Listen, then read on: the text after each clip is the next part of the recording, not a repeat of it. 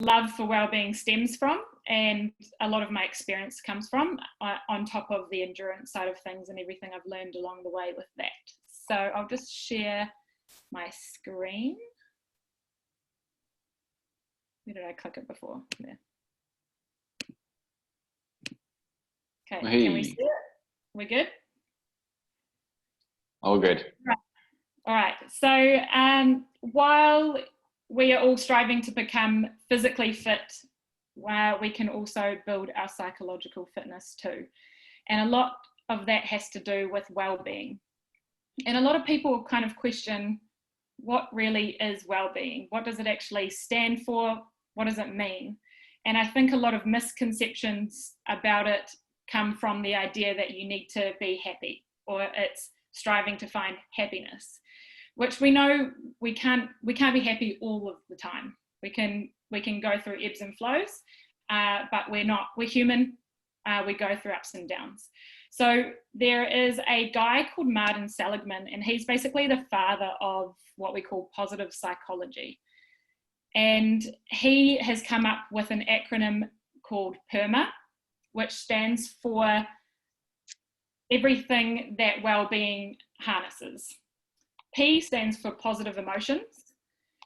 E stands for engagement or flow, which is something that I know Marcus has spoken to quite a bit.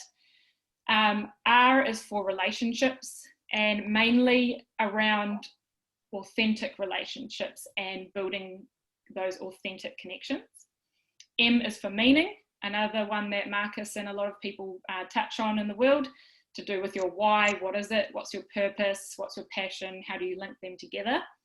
And the last one is A for achievement or accomplishment, which can be something really big, like for me was the Coast to Coast, or it can be your little small wins throughout your training or throughout your work, career, family life, things like that.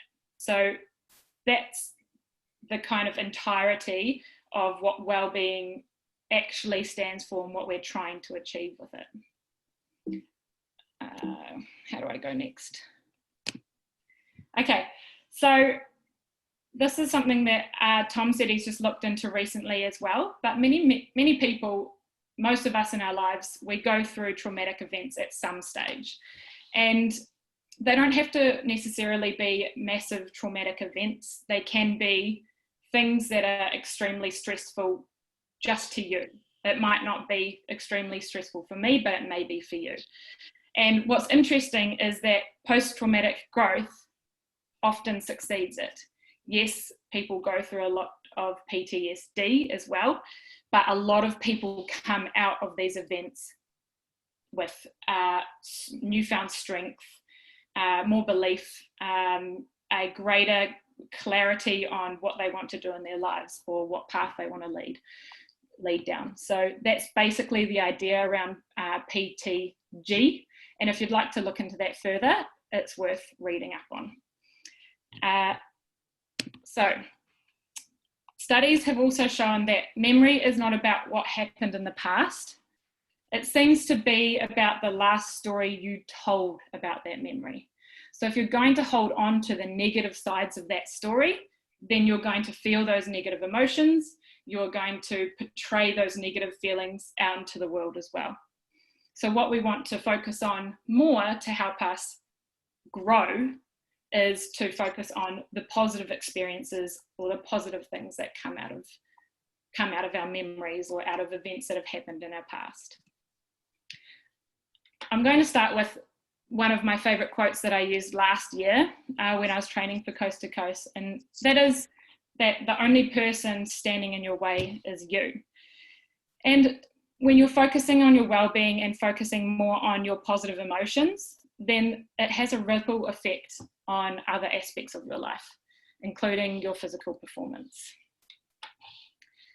I'm going to give lots of scenarios here where you might be able to relate to them in your training. I've tried to make this more training specific, but you can transfer this to other parts of your life while I'm talking about it. But these are the two scenarios that I'm going to talk about, and then I'll share some strategies to overcome those scenarios. Some of you may have used these strategies to overcome these things already without really realizing that you've been focusing on that positive emotion and building up that resilience. So the first one is that you're struggling to turn your practice into a habit. You might struggle to find the motivation to get up and do your workout in the morning. You might come back from work in the afternoon and just go, stuff it, I'll leave that workout for today, I'll start again tomorrow. And that can be quite a bad cycle to get into. You might be struggling to push yourself when you're training by yourself, and you kind of feel like you're just doing mediocre workouts, rather than if you're training with a group of people, you know that you'd push yourself more. So there are some ideas around struggling to turn that practice into a good habit. The other scenario, it's not letting me click now. Oops, too far.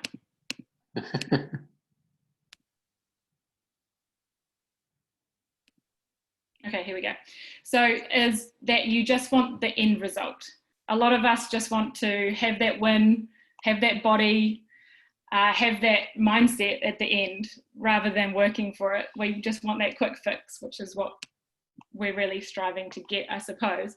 And these are some of the scenarios that you might be feeling. You might be wanting to run faster and you just can't get there, or you know that you should be eating more foods that are going to be more beneficial to you post-training, but you kind of go to the cake or the cheeseburger or the food that's not so good for you in the end. So here are some strategies to build that positive mindset around those. The first thing you want to do when you're trying to turn your practice into a habit is push past those perceived limitations that you've set yourself. Perceived limitations are things that you're telling yourself in your own mind, things that are stopping you from pushing yourself that little bit harder, or entering into that race that you think is a bit beyond your ability. The first strategy I'd like to talk about is following people that inspire and build you up. And Innerfight has a great community around this, so we're very grateful for that. And I think Miranda is a really good example of this, and thank you for letting me share a little bit about you, Miranda. But yeah, she was able to change her environment to improve her motivation, and then that in turn improved her results. She was able to surround herself with people that inspired her, and now she's doing the same for others. And her COVID-19 Ironman with Rickson was just one of those really good examples of showing that. So thank you, Miranda. Another strategy is to turn your practice into a habit is by telling yourself that it's a non-negotiable. When you look at what you have to do tomorrow in terms of your training, you know that that's a non-negotiable. You can't wake up in the morning and go, I'll click snooze and I'll do this in the afternoon, because then that's turning it into an option. So if you keep it a non-negotiable and it's a I will do, I have to, rather than maybe, then that helps you turn and push past those perceived limitations of turning those practices into habits. And when we're looking at the journey and the process of things and just wanting those end results, I think this point in time, COVID-19, it's given us the opportunity to really step back, not feel the pressure of competitions, races, comparing ourselves to others, anything like that. And it's taken us back to the basics, which is really nice. It's allowed us to concentrate on strength and conditioning a little bit more, which has definitely been good for me.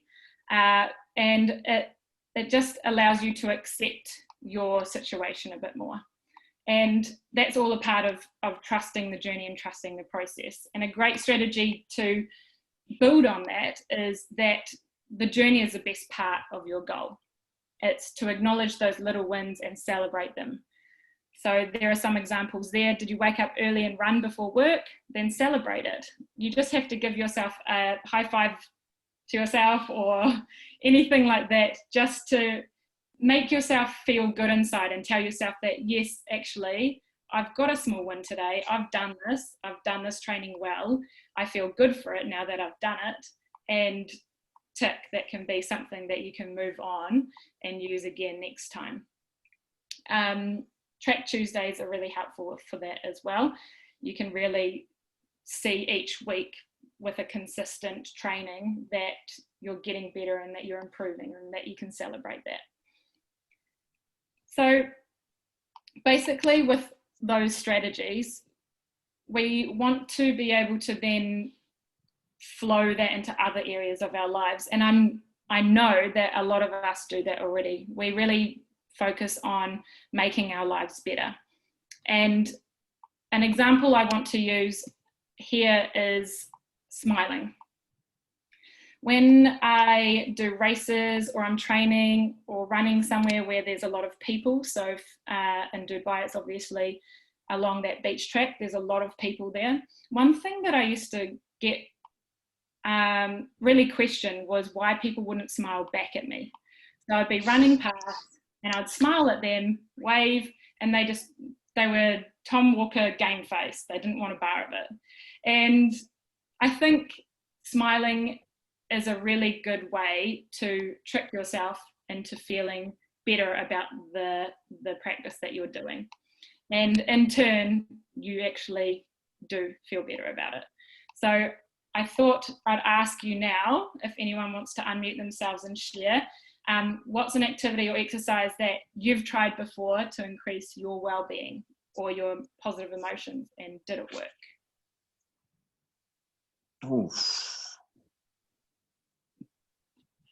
I can't see everyone, Rob, so you might have to choose for me.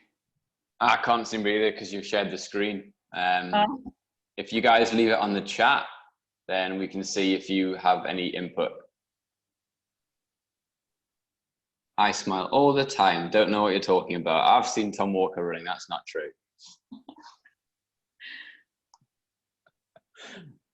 Has any of you guys got any practice that I've done to try? Hello? I jump up and down. Does that make you feel happy?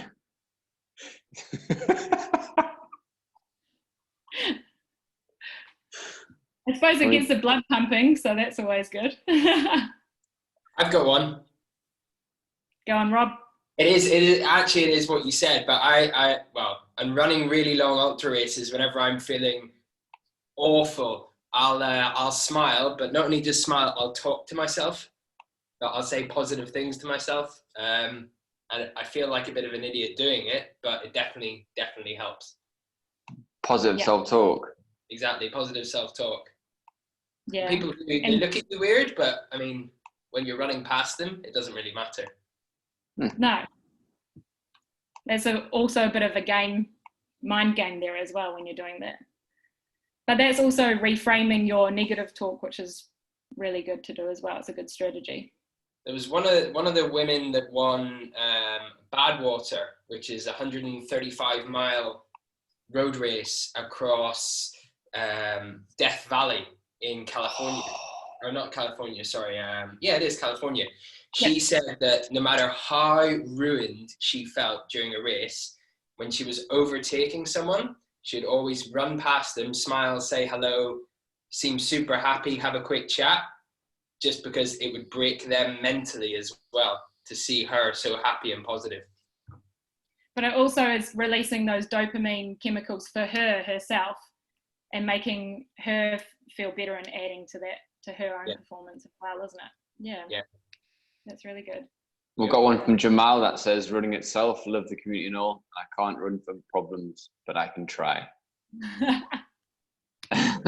I dance and I always smile when I run because it makes me happy anyway. Yeah, dancing's nice if you've got the right track on. If anyone ever runs at El Qudra and there's loads of cyclists there, the cyclists are always really grumpy. So if you shout hello really loud, smile, it makes you feel good. It's quite funny because they don't really smile back very often. Yeah. Taryn is a bad brush there. every now and then you get that one person who will then turn around and smile and wave back, and you're like, yes, I've won today. That's good. One person that smiled back. Cool. Okay, they're really good ones. Thank you for sharing. Are we all able to see? I'm just going to have to move that. Yeah. Yeah, so an experience that I have personally is that when we're focusing on our well-being and when we're doing it ourselves and leading by example and sharing our experiences and our strategies with other people, it becomes that ripple effect. So when teachers teach these positive mindset skills to kids, it also enables the teachers to become rejuvenated as well. And that's one of the biggest things that's come out of positive psychology, is the flow-on effect of practicing making your positive emotions and your relationships work and building you up. So that's just a little bit of a sharing point there.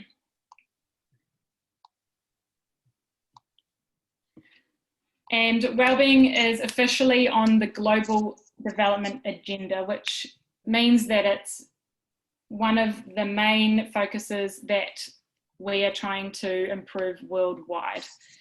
And I think the Inner Fight community does this very well. So thank you very much, coaches, for leading the way in that. These are some other ways that I've built a positive mindset that may be able to help you. So we talked about the reframing of your negative self-talk, changing that I'm not going to win, so why should I give it my 100, into reframing it and saying I've worked my ass off to get to the starting line. Finishing it or getting a PB is going to make me feel on top of the world. So that's just that reframing and convincing yourself, getting rid of that negative self-talk and convincing yourself that you've done a lot of hard work, you're fantastic, and you can do even better. Identifying weaknesses is a really good point on working harder. So I choose to focus on the things that you're not good at to improve them, and then that negativity seems to slide away. And similar to the smiling, tricking yourself into thinking that the workout or your work day or that event that you have to go to that you don't really want to go to will be great. And it actually does end up being great.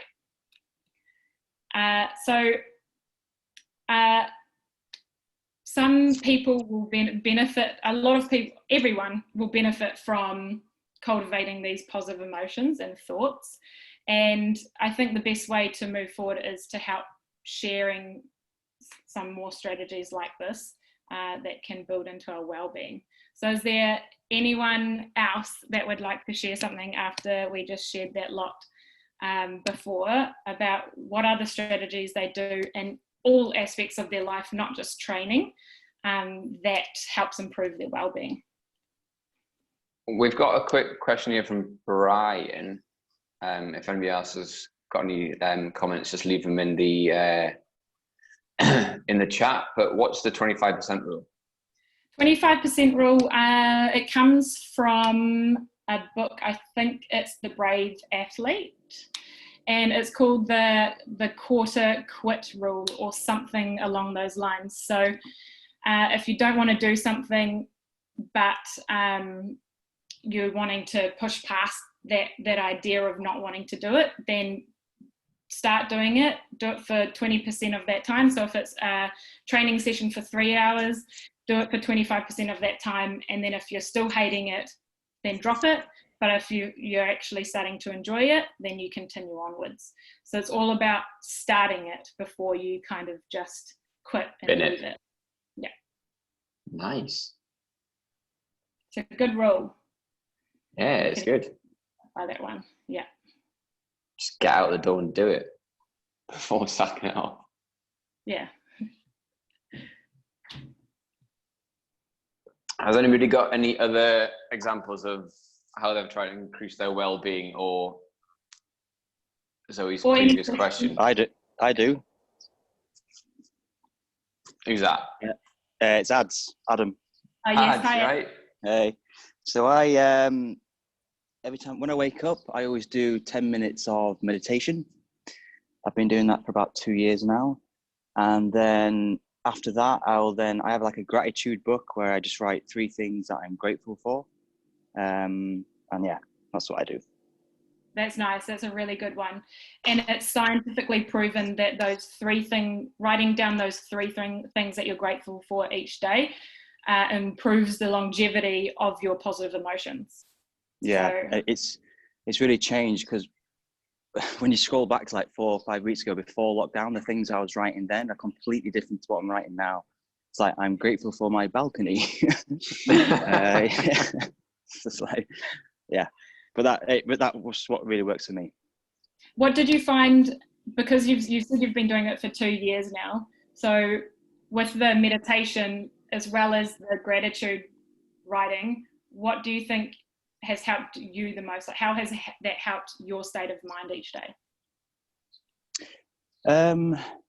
Well, what the meditation, obviously, it's all about being in the present moment. So you can't worry about the future, and you can't dwell, or worry about the past. So it's all about, now. So the time is now, really. So how it's helped me is when I feel like a bit of anxiety or a bit of jealousy when you go on Instagram or something like that, I can quite quickly recognize that those emotions are coming in, and then I just come back to the present, take a few deep breaths, and then just disappeared. Yeah, and focus on now. That's it. Yeah, It's really smart. Crazy how something that's so little that only takes up 10 minutes of your 24 hours of a day can improve your emotions tenfold. Yeah, I'm no expert at it. I'm still learning a lot, but it definitely does helps me. Yeah. Ads, can I ask a question? Oh, go on. Yeah. So you've been doing it for quite a long time. The 3 positive things or things you're grateful for. How often do you scroll back through that? I hadn't. Maybe every once a month or something like that. I might just sort of skim back and just read something. Yeah. It's pretty cool. And what do you get from it when you do scroll back? Do you just get a bit of perspective about how your month's been, Well, you get, reflect? because obviously you'll get memories as well. So you might have written something like a year ago. I don't know. You could write anything like, "Oh, I'm grateful for whatever that phone call I had with my mate last night," and then I might have written what the phone call was about, just very short. But you think, oh yeah, so you actually remember the little things that you've just written down. Yeah. Guys, one thing that Adam has been doing, which I think is really cool as well, and he can probably talk about it more, is he actually, when this lockdown thing happened, he gave me a call probably like a few days into it. He's actually written a list of all his friends and like people that could be on their own, and he's got set dates that when he'll call them and just check in with them, which I think is really, really cool. Just for his own well-being, but also for theirs. Like, you never know, some people might just be sat at home doing nothing and feeling really shit. Like I was not doing much when he called me, but he told me that he has a list of like friends and names and his set dates of when he's going to call them, and he said, "Oh, it's your turn. I've just given you a call because it's your turn to be called," basically. And I just thought it was really cool to check in. It's really nice. Lockdown contact list. Yeah, that's really good, and that really focuses on that well-being point of relationships and just getting to the core of who we are as humans and showing that other people matter. And yeah, it's true. Yeah. I've got somebody else who takes a 5-minute journal about what they're grateful for. Cool. Yep, that's really good too. Jamal's got a book of achievements. So not only you write down your own achievements, but other people's as well, and how you're proud of them. That's wicked. Great, that's really cool. There's a few people that make an appearance in there too. What's he proud of Tom Walker for? Bleaching his hair. Drinking his coffee. Solid. Thanks, Jamal.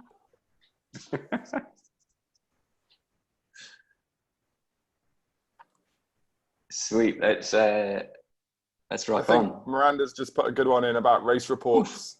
Yeah, that's cool.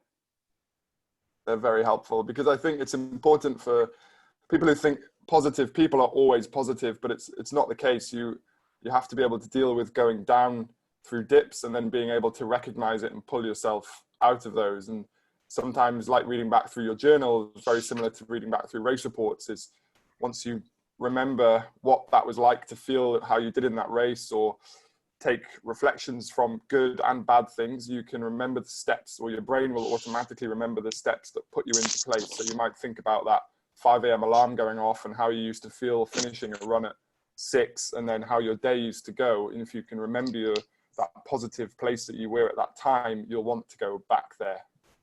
Yeah, I think that's a really good point. And to add to that, after Coast to Coast, I was almost at a stage in my mental well-being where I was mourning. I felt like I'd mourned a loss. And I think that's because I'd been training for it for a whole year. And that was one of my really, really big life goals, was to finish something like that.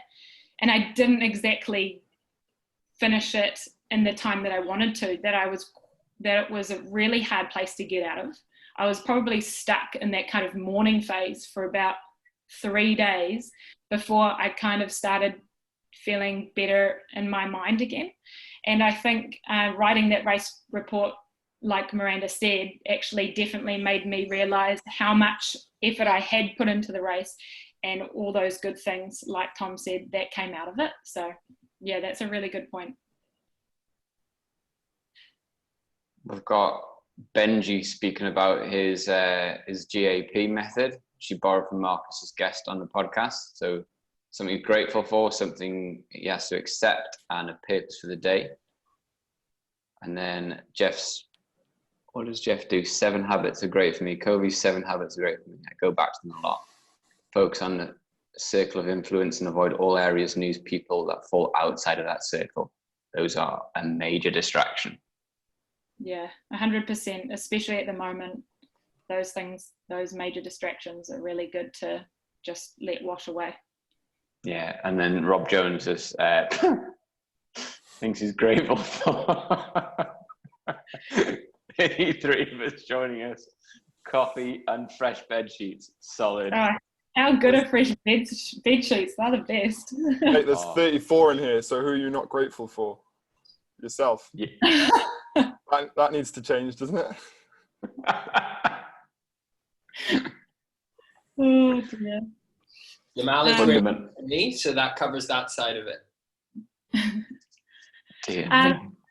Just while there's nothing else coming up, I have some other notes on here which I don't have on the slide, but there was something that came through in my mailer that I follow in regards to building these positive mindset. And her name's Angela Duckworth, and she wrote the book Grit. If you haven't looked at that book or haven't read up or don't know about her, she's got a TED Talk if you'd rather just watch that. And she's got a lot of stuff out, so if you want to look her up, go for it. But she sends through a mailer in regards to your character. There are 24 so-called character strengths. They're somewhat relatable to the Myers-Briggs stuff, but they're more about the fact that everyone has character strengths within them, and we have our top 5, and it's all about how you utilize your top strengths to help you feel better about life and help other people feel better about life. And at the moment they sent through one about acknowledging your current mindset. So the points that I just wrote down were that are you feeling stressed, or are you feeling overwhelmed? Are you unsure of where your priorities lie, or you don't have motivation? And what the steps are in feeling those things is first acknowledging them and then owning it. So owning that mindset, being okay with feeling average, and connecting it to what you believe in and what you want to be inside in your mind, so that positive affirmations for yourself rather than that negative talk. And she then goes on to say that you need to then channel your energy and time into tasks that align with where you want to be rather than how you're feeling now. So they're quite good things if you're feeling like a little bit in a funk at this point in time when we're in isolation and all that sort of stuff's kind of happening in the world. There's a couple of things there that you might be able to help yourself. You don't deny those negative feelings, but you can work towards feeling better.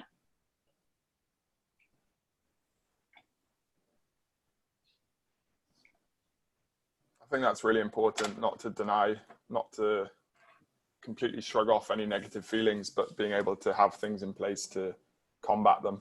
So you still understand why you're getting them, because otherwise you're just going to go through the same process every day if you don't address where the negativity is coming from. Yeah. And sometimes it takes a lot of looking in the mirror and accepting that that's something, that behavior or that feeling is something that is repetitive, and how you can take steps to get yourself out of that. Yeah. Cool. Deliveroo, the climbing goat, black sheep, 1 kg your piece. Is this what you're looking forward to, Rob? Marcus wanted coffee, so I'm just telling him how to get his beans.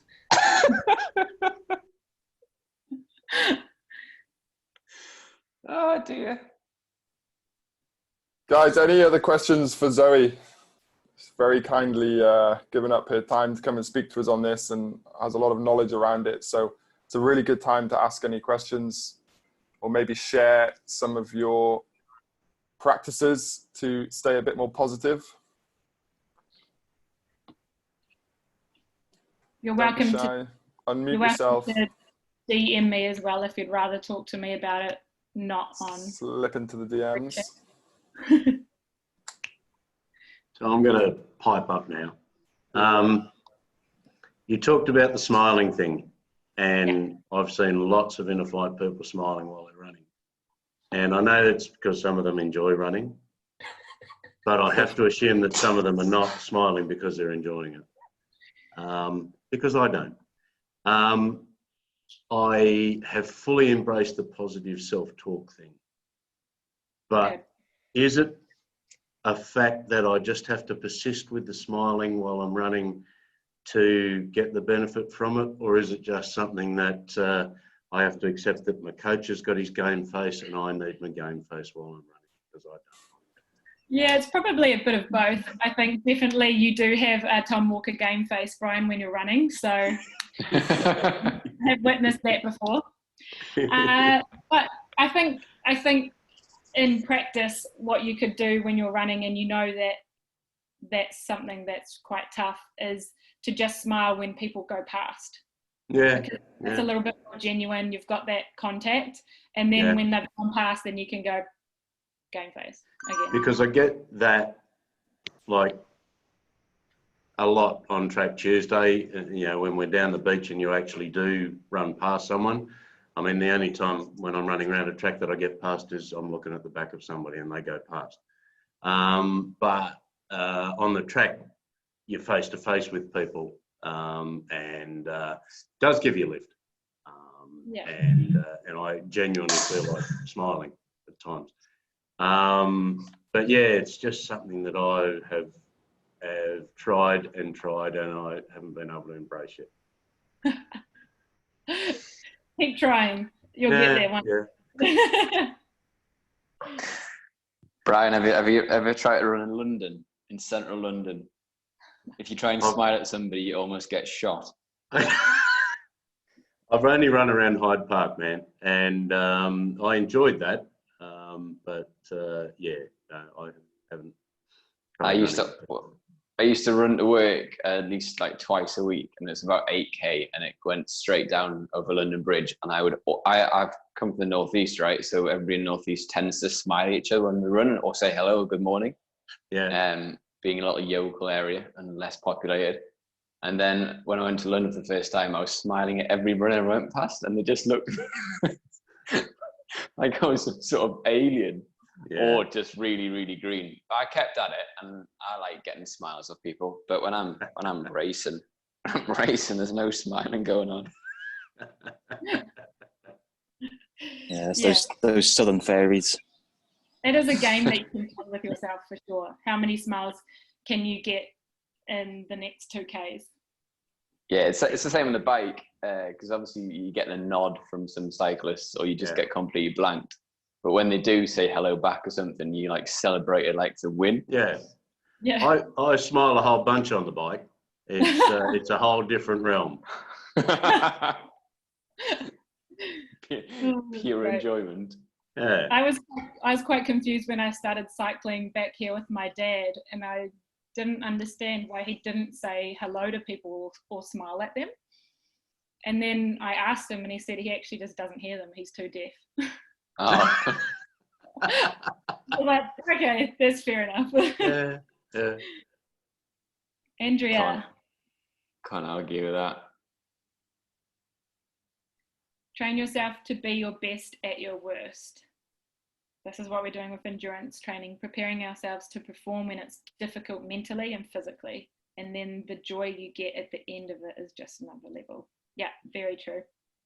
A lot of people will say that they struggle to get out of bed, but once they do the exercise and finish it, that's when they're feeling good.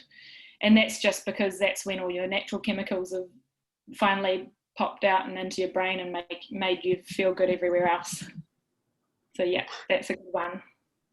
Train yourself to be your best at your worst.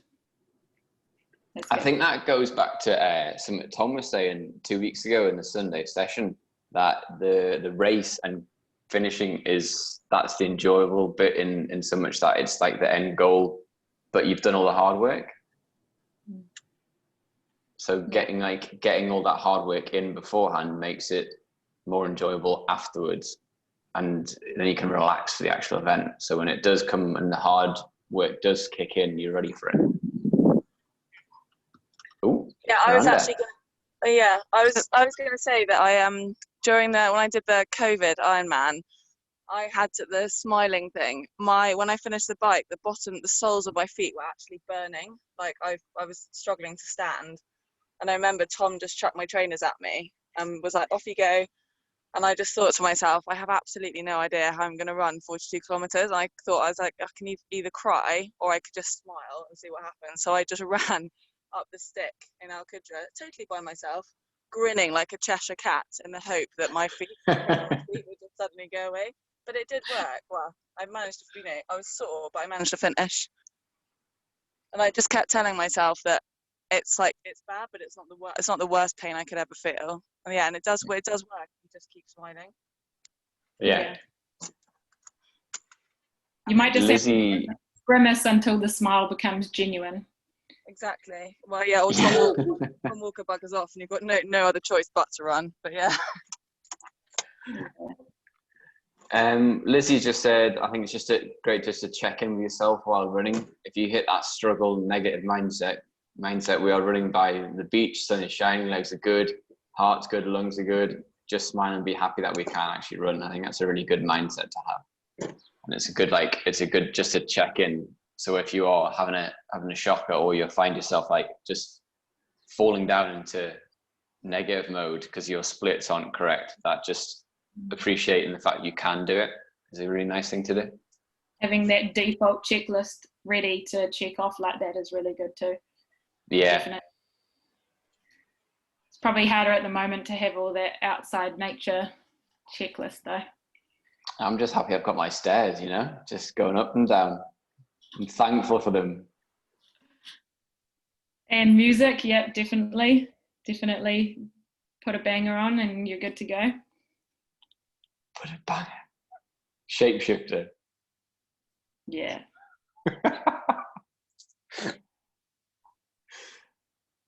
And Jamal doesn't mind if the person doesn't smile back because he's cheering them on. That's brilliant. Yeah, really good point. Yeah, cool. Okay, guys, is there anything else that we want to bring up, or is there any closing statements from Zoe? I think have you got one slide left? Oh, it's just the end. Oh, it's not. We can finished, always is it? make sure you take the time to build that psychological fitness. Yeah. Just about being aware of it and knowing that you can harness strategies to help you keep building on that. Might have a bad day, but in the end, you can make your day better. Simple. So many little simple tips there that I actually really appreciate. We have, so is it all right with it? We can stick this in this a slideshow in the mailer if you want to go over it, and you can also catch up with it again if you wanted to go over things that we discussed. Our Talk Tuesdays and Coffee Thursdays are all going on YouTube now, so check those out as well because they're really good. Just to refresh if you forgot or you slept in. And if you have any questions, just slip into Zoe's DMs and I'll be waiting. Just on the edge of her phone.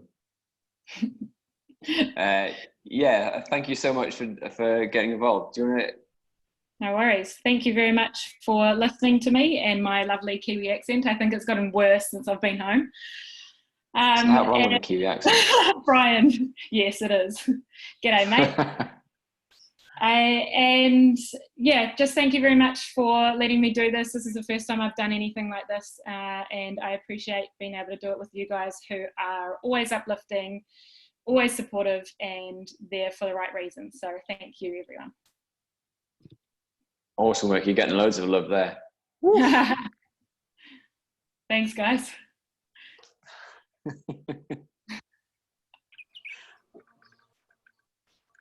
Marcus has left. Right. Tom Walker, do your thing. What? End the call? Yeah, you can do. Good stuff. All right, thank you everybody for coming along. We'll see you tomorrow on Zwift if you're there, or Thursday at the Coffee Chat. Take care, smile, be positive. Cheers, bye. Thanks, Zoe. See ya.